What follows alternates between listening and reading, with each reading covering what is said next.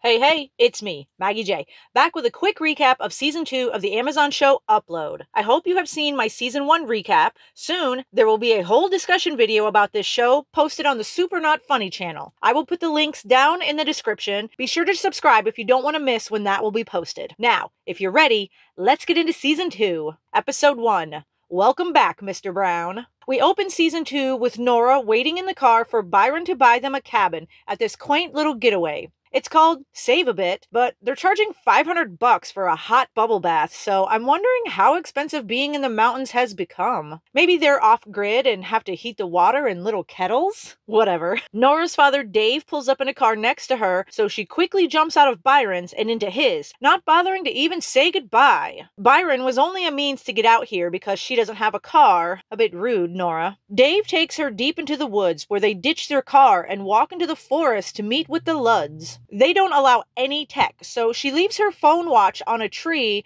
and walks 2 more hours into the woods. The Ludds have prepared a tent for them both and are more than willing to accept them into their little commune as long as they work for it and reject all technology. Shortly after they arrive, a group of Ludds run out of the woods celebrating that they shut down Freon. Matteo, one of the leaders, is upset that they didn't vote on this before action was taken, but no more info is given about how or where they attacked. Matteo introduces himself to Nora and helps her acclimate to this new way of life. She's not 100% on board with the Luddite way, but if it helps keep her alive so she can help Nathan, she'll do what it takes. Back at Horizon, Alicia is being her usual angel self, trying to handle her clients as well as Nora's. Luke is making it extra difficult, as usual, and now she's taking care of Ingrid, so she has 0 patience. A few weeks go by, and Nathan is finally brought back from 2 gig to his regular room at Lakeview and immediately calls for an angel. Alicia shows up and tells him Nora is on a leave of absence.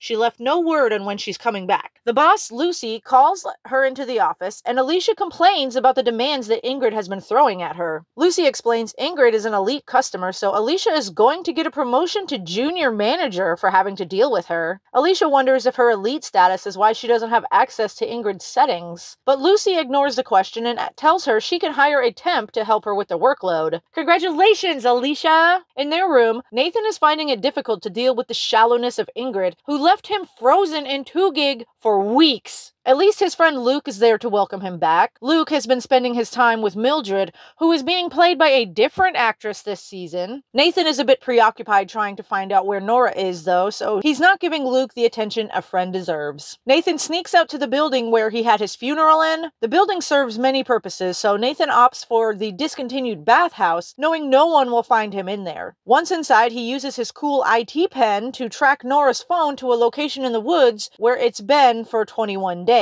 He keeps digging and finds there's been no trace of her online since before her phone was left. Somewhere in the city, there's an investigator looking into the creep in the elevator's death from episode 10 of season 1. Cause of death was labeled a cyber malfunction, but he suspects something else and changes it to possible homicide. In the potato field, Matteo and Nora get into a little squabble over who gets to dig up this huge potato. Their hands touch, and he asks if she's feeling something, like he's feeling something, but she pulls away and says there's someone back home. Maybe? She's not sure. Which I think this guy is taking to mean the door is ajar, if you know what I mean. Meanwhile, Nathan is avoiding Ingrid as best as he can, saying he's going to the gym for hours at a time. He invites Luke to join him, but takes him to the bathhouse to show him what he's uncovered about Nora's disappearance. Luke's not sure how to help him process this, and it's nearly time for lunch, so he's gonna head off to there. When Nathan finally goes home in the evening, Ingrid tries to apologize for showing up so unexpectedly, and asks if he found someone else he'd rather be with. She assumes it's another upload, and says she's going to change and earn back his love. They do a little kissing, and unbeknownst to either of them, the cat sitting on the balcony is actually Nora using a VR headset while she's at the post office, dropping off the Luddites' mail. Nora goes back to the camp and gets drunk with Matteo, while Nathan leaves her a final goodbye message that he knows she's too good for him and is sorry for putting her in this position where she had to run away. Episode 2, Dinner Party. So, Nora and Matteo are kissing.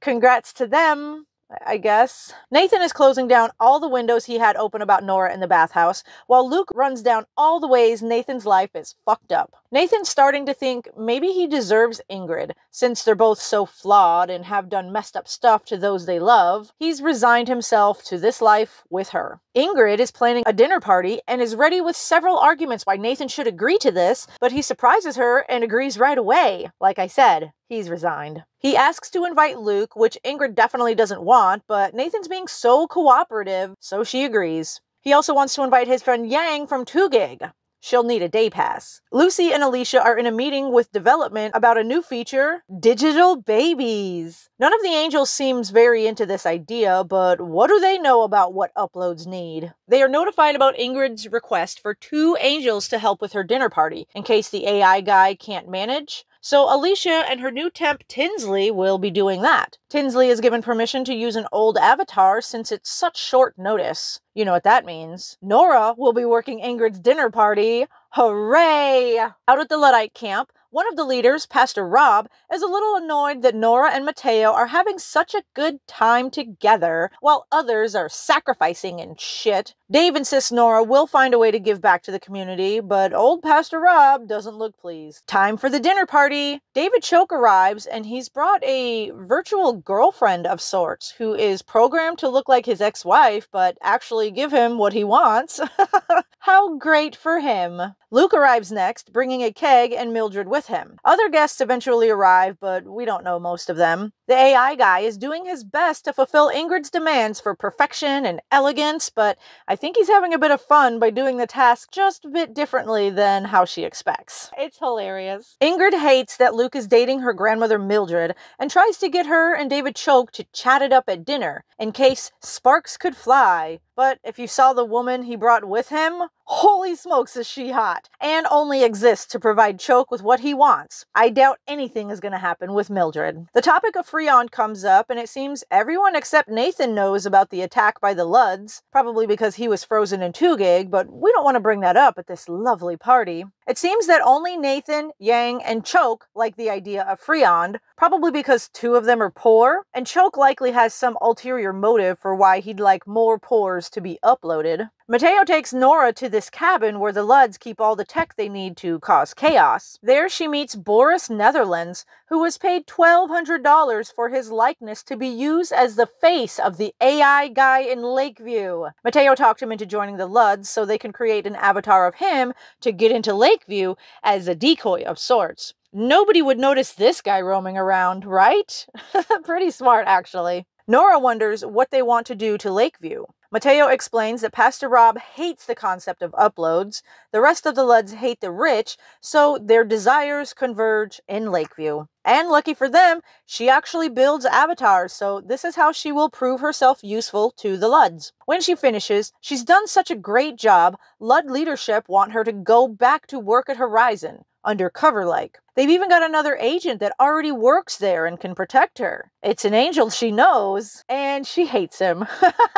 Oh man. Back at the dinner party, AI guy got to be too much for Ingrid, so she kicked him out, and now Alicia and Nora's avatar, being piloted by Tinsley, are serving them. Nathan drops his fork under the table so he could have an opportunity to talk to Nora when they both move to pick it up, but he doesn't realize it's not Nora until she admits to the entire table she's just a temp using an old avatar. This fucks Nathan's head up, because this means he still hasn't found Nora, despite it looking like she's right in front of him. After the party is over, Nathan apologizes to Tinsley for being disappointed she isn't the real Nora and gives her 5 stars. She excitedly hugs him, and he is so glad to feel Nora again, even if it's not actually her. Tinsley talks to Alicia about the interaction, and you can tell she's developing a crush on Nathan. Alicia wonders what she's missing that's making her desk partners fall in love with this bowl of oatmeal who's not even that tall.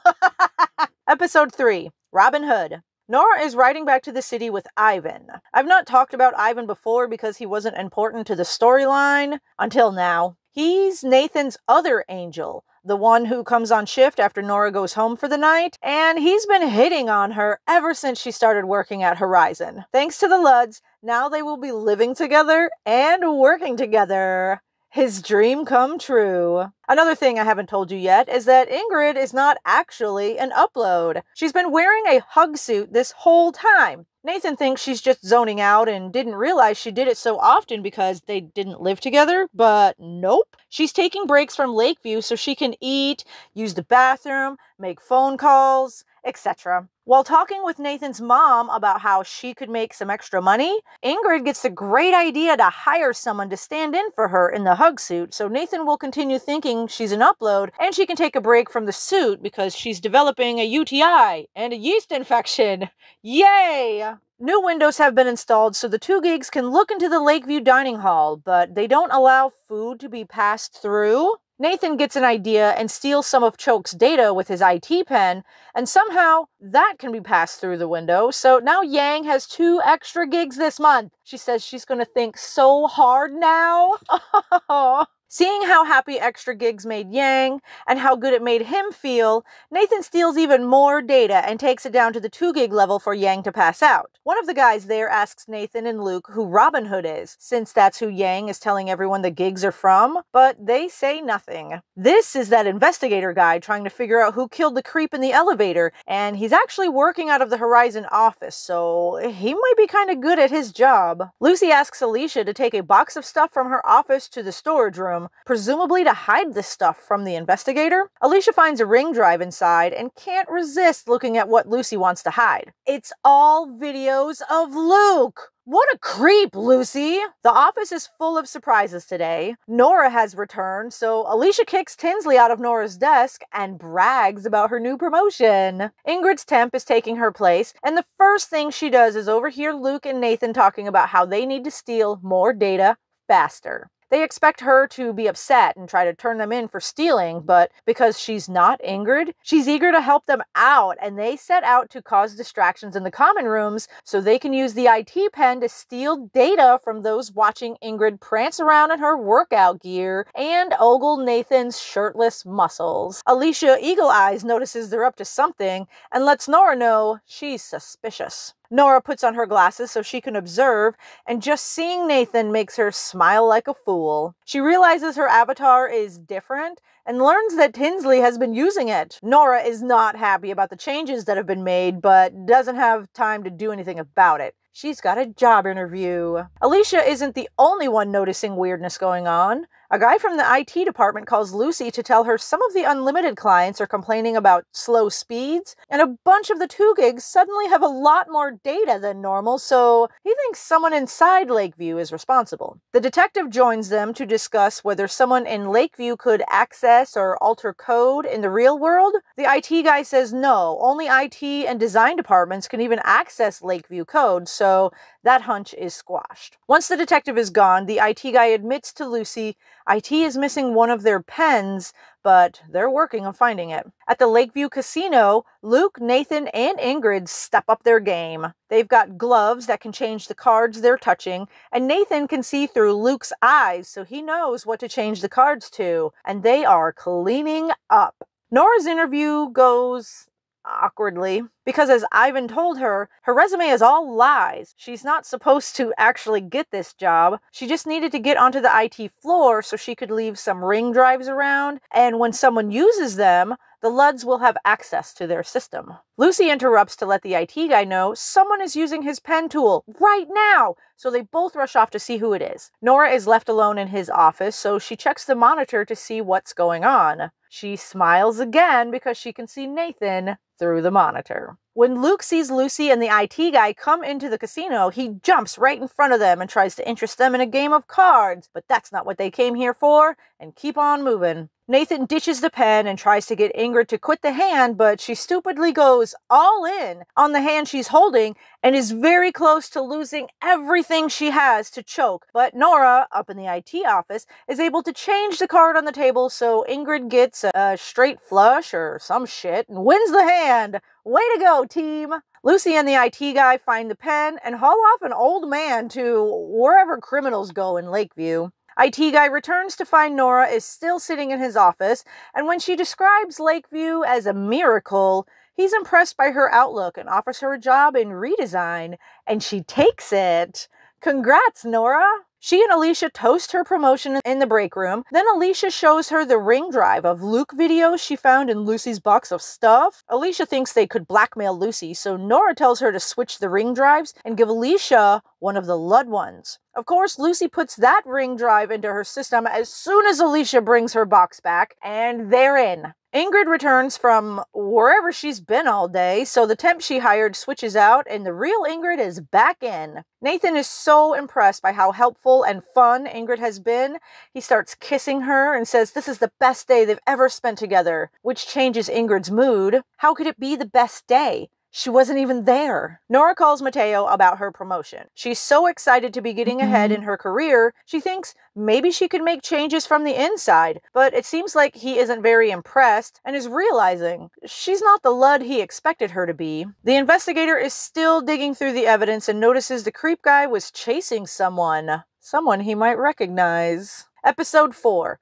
Family Day. Nora, Matteo, and Ivan are on a stealth mission, breaking into a SUNY school of biomedicine to destroy the clones being grown there for future downloads. Ivan and Matteo unplug as many bodies as they can, but Nora is not enjoying this mission and attempts to plug one back in, but she reads the name to learn it's Jake Paul and unplugs him again. Over at Lakeview, it's Family Day. Today is also the first day Uploads can buy babies that will grow in age over time. Hooray! Ingrid says she wants one, but Nathan tells her no. She's just missing her family. Then Nathan's mother and Nevaeh show up, and Ingrid tries to call Nathan's mom instead of Vivian. It's awkward. Nora is having her first day on the maintenance team. Nathan sees her and thinks she's still Tinsley, so Nora has to break the news. It's actually her. He's not sure how to act now, but Nora seems to have a chip on her shoulder because Nathan didn't tell her he was back with Ingrid. I don't know how he was supposed to get the message to her since she wasn't using her avatar, and she left her phone on a tree in the woods of upstate New York. And this is her first day at work in a new department, but okay. She has a new somebody too, and he's very cool and alive and convenient. How awesome. After Ingrid drags Nathan away, Nora gets a call from Matteo to meet him in the gray area. Family Day continues on with Ingrid getting upset that no one understands her desire to have a baby. She storms away from Nathan and his family to go talk to a pet therapist who is trying to help her figure out why she wants a baby. After she tells all the other pet therapists that Ingrid Cameron wants a baby so they can all share a good laugh. Of course. The therapist asks if Ingrid wants a child because she worries she's unlovable. Ingrid can't answer the question, though.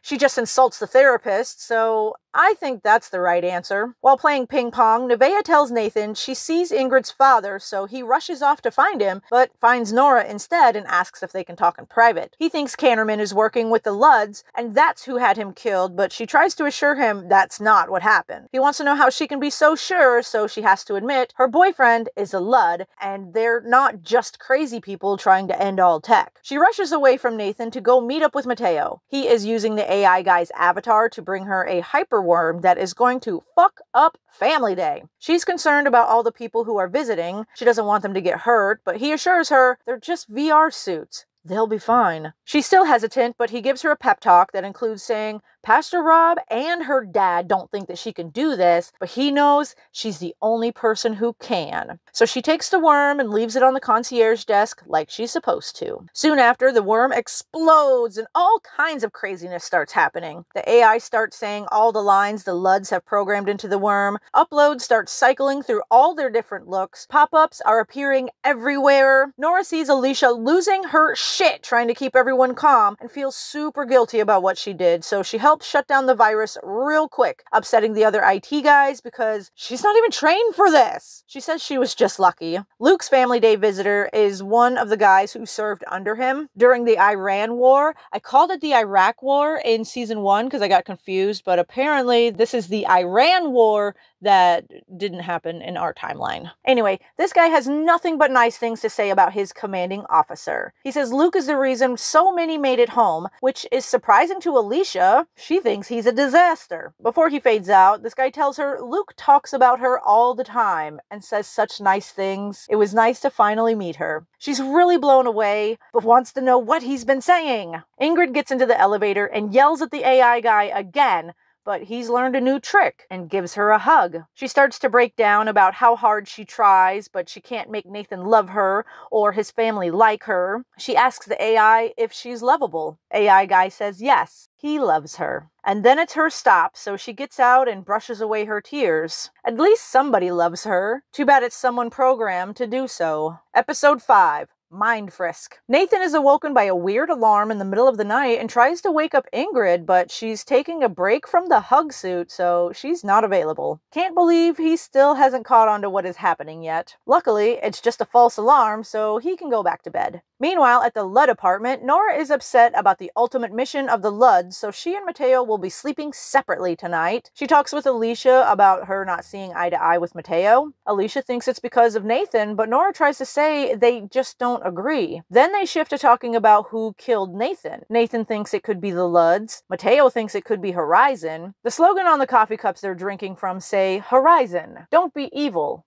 Obviously. Alicia wonders if it means don't be obvious when you're being evil. Nathan and Luke are having breakfast at Lakeview, but Luke is on edge, jumpy and paranoid, and thinks someone is watching him. He can feel their eyes on him and claims someone is stealing his dreams. Can I give someone more pet therapy? I think he really needs it. Ingrid is meeting with Lucy about getting a digital baby. She tries to convince Lucy she has Nathan's blessing along with his mother's sort of blessing. Her family is irrelevant because they're a pack of hyenas, so she has all the support she needs. Lucy tells her she needs to start with an AI simulated baby, which takes both parents to initiate. She can't just pay to skip these steps, which makes Ingrid scream, literally, for like a long time. At an IT meeting, the Angels are told due to the Lud attack, they are now allowed to relax the privacy standards of the uploads, meaning Horizon can now screen grab without permission and allow them to dig into the minds of the uploads and see what they are thinking about right now. This new feature is called Mind Frisk,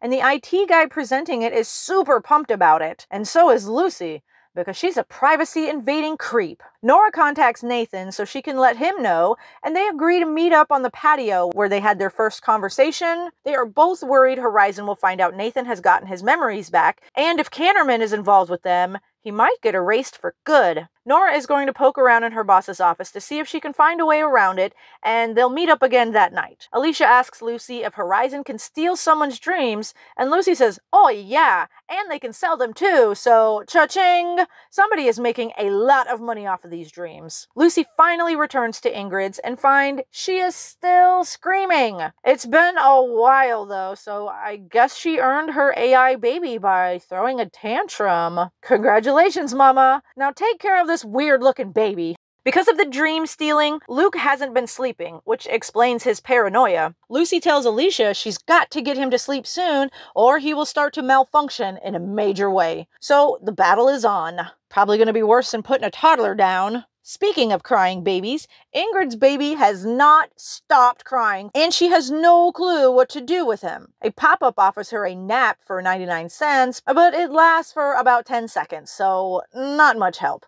But she keeps pushing the button for it. In the IT guy's office, Nora is able to get into his computer using some DNA from the back of his chair, and finds out he keeps the files for Mind Frisk in his virtual office inside Lakeview. Nathan joins her in the office and finds some files about Nathan from before his upload. They knew he was working on Beyond before he died. It's unclear what that means, so they open up Mind Frisk to see what it does. They use Nathan as a test subject, and the tech works exactly as expected. Whatever Nathan thinks appears on the screen, and he is horrified. Remember those stolen dreams Horizon is selling? Well, Alicia is the star of Luke's dreams. Sexy dreams, I should add. And people are recognizing her on the street. She calls Lucy to complain, but Lucy just looks up the videos on Dream Hub and offers Alicia no help. Ingrid's baby wakes up from a nap, significantly bigger than he used to be. He's full of energy and wants to play peekaboo forever. And Ingrid still has no clue what to do with or for him. She takes off her VR headset for a few moments, and when she comes back, he's a lot taller and more demanding. He wants to see his daddy, but she sent Nathan away for the night because she needed some me time. So she sits the kid on the couch and and buys another nap. Nora suggests Nathan practice keeping his thoughts off of his recovered memories and Canterman and Horizon and all that dangerous stuff, but his thoughts wander to Nora and how beautiful she is, which also won't help him or her. He suggests they search his name to see who's thinking about him, and Nora says, "There's the narcissist I know and love," but quickly corrects herself to know and like.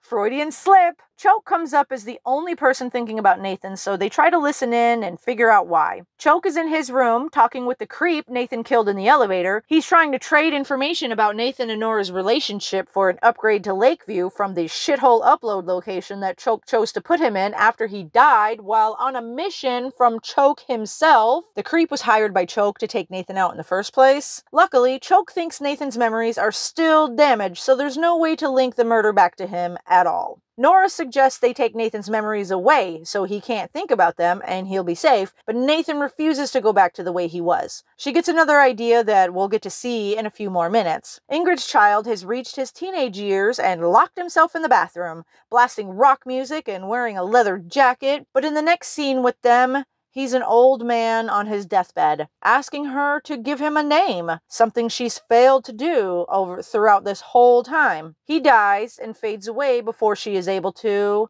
and then she cries that he is gone. Alicia tries one more time to get Luke to go to sleep before he self-destructs due to lack of sleep. He refuses to do what she says until she says they could get into the bed together. No sooner does he lay down next to her, and she is able to put him to sleep from her desk computer. Almost instantly, there's a new dream of her up on Dream Hub, wearing a sexy chef's outfit and bringing him some kind of food in bed.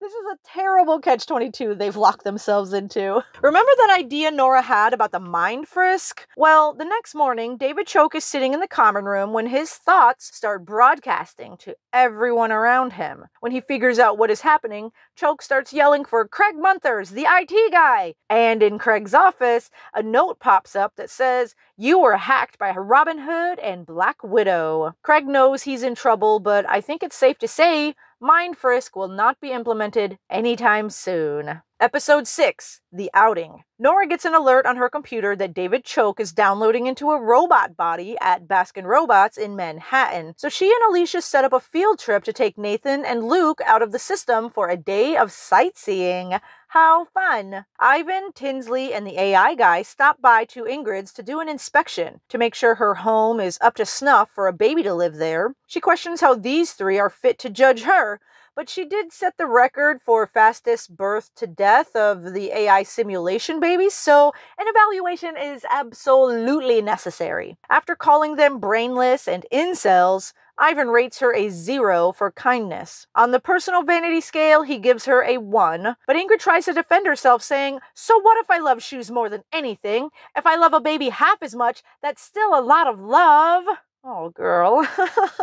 When it comes to ability to nurture, they give her half a point. I don't know why. Suddenly, Ingrid's mother and brother show up to her apartment, thinking she's dead because she's basically been missing for weeks because she's constantly wearing the hug suit. So now she's frozen in Lakeview while trying to kick her family out of her place. Because Nora thinks ahead, she started a hashtag called Robot of Greed and shared a photo of Choke in his robot body, and it's now trending, so she's getting alerts for videos of Choke while he goes around the city. His ultimate goal is to vote at the shareholders meeting at the company his family owns, but he has to be there in person, so I guess this download into a robot thing is allowed. So Nora and Nathan decide where to go based on where Choke is going, and Alicia is not having the greatest time. At one point, Nora and Nathan sneak away from Alicia and Luke to go where Choke was last seen, and it's a Freon store that is not opened yet. This is the only location in New York City, which is weird because there are so many people here.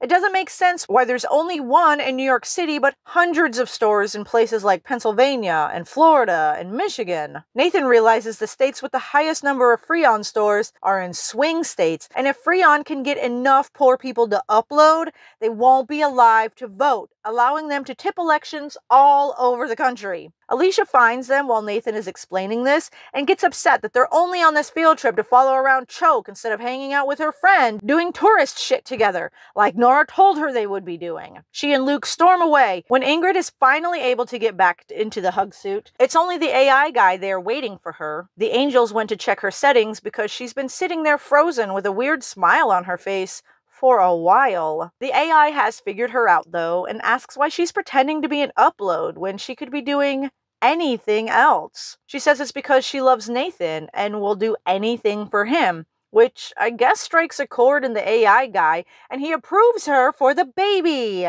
I wonder how Nathan is going to take this news. Later, she goes in person to visit this facility where they are growing cloned bodies of those who have been uploaded. We see Nathan's cloned body is almost finished growing, and she's telling him she was approved for a digital baby at Lakeview. So she's confident she will be a good mother, and one day they'll be parents, and she won't fuck up her kids like her parents did to her. Aww. Episode 7, Download. Nora and Nathan discuss what they can do to shut down Freon, but they're not coming up with anything useful. She knows the Ludds would love to help out with shutting it down, so she's going to head back out to the camp and talk to Matteo. AI Guy and Ingrid are discussing her new digital baby, and he reminds her she's not actually an upload, so she can't really have a digital baby. She reminds him Nathan's body is almost done, and he's agreed to someday have a digital baby with her, so when he finds out they can have a real baby together, everything will be perfect. Too bad Nathan still doesn't know about her not being an upload or getting approved for a digital baby,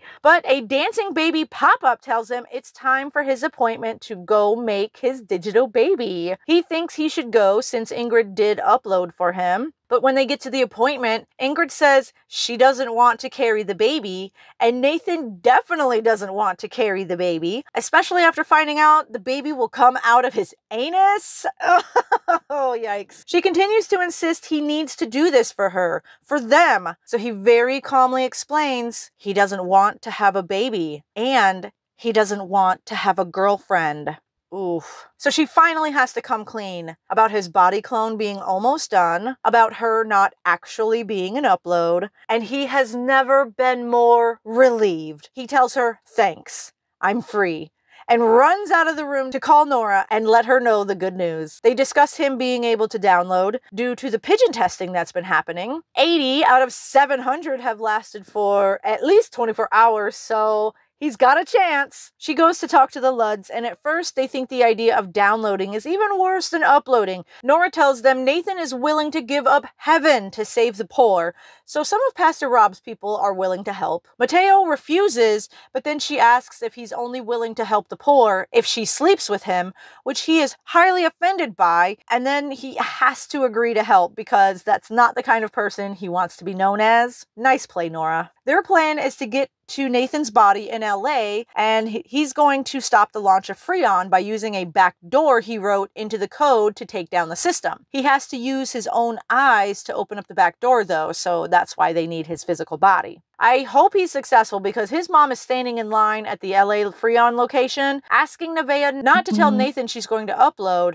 because it's a surprise. At Lakeview, Nathan moves into Luke's place and breaks the news to him that he'll be downloading soon and isn't sure if he'll be able to come back. Luke is saddened by this news, but he understands. So the mission is a go. Nora and her crew get out to LA, to the place where Nathan's body is just about finished. Unfortunately, Ingrid is there, waiting for him to finish, and isn't willing to give him up to Nora. But Nora is able to talk her down from pulling out Nathan's cord so they can start the download process. They're able to get him out of the cloning vat, get him dressed and into position for the download, and he's back. He makes it past the 10 or 12 seconds the other guy did, and then the Ludds plus Nathan rush out of the building and onto the Hyperloop train back to New York. Nora and Nathan share a compartment together, and they're able to touch and kiss and share a bed.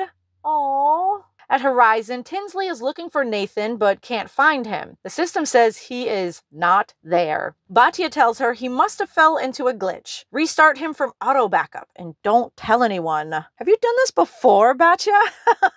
Alicia has agreed to another promotion, making her a VP at Horizon, and now Lucy thinks they are going to be best friends. Oh, poor Alicia. Ingrid takes some hair from Nathan's brush so she can go to Lakeview and create herself a digital baby. Nathan washes his face in the sink on the train and notices his nose is bleeding a little bit. That was the first step of things to go wrong for that other download guy, so that is not a good sign.